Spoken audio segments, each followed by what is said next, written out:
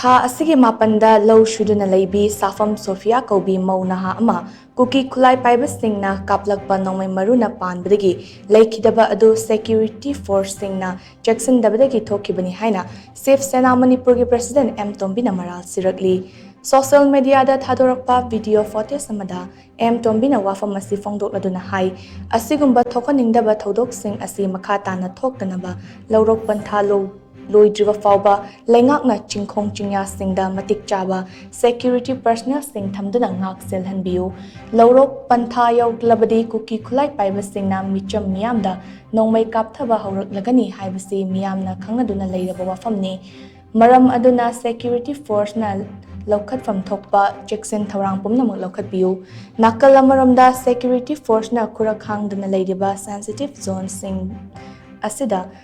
KUKI KHUTLAI PAIBA Sing na MARAL LEIJEDABA Lomi Sing da target Doduna attack Chathaba Amadi, Micham Hatpagi Thabak Chatharaklaba Asi Fauba action Amata Lokhatana, Leidiba Asi Laibak Thibani, Urakliba Fibam Asida Lengak na Kumhai Yeng Bagum Yeng Duna Leibiganu, suspension of operation Sugi Marumda Chatharakliba. Ka henba thawong sing asi center amsung state lengang naming changbagi tangay fadaba leire haina sumahak na makata na fongdorakli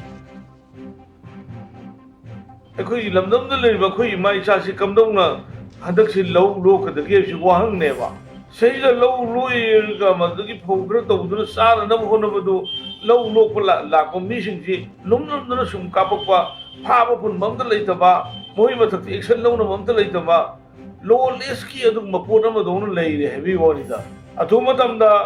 center of the state government na lojing ne da leire ba tapaki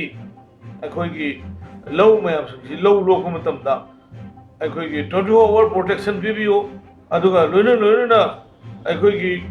mafam da leire ba BSF oro Assam Rifle oro state post oro central post oro maru oina akoi karma matamda mohine attack kadagi haibadu aikhoigi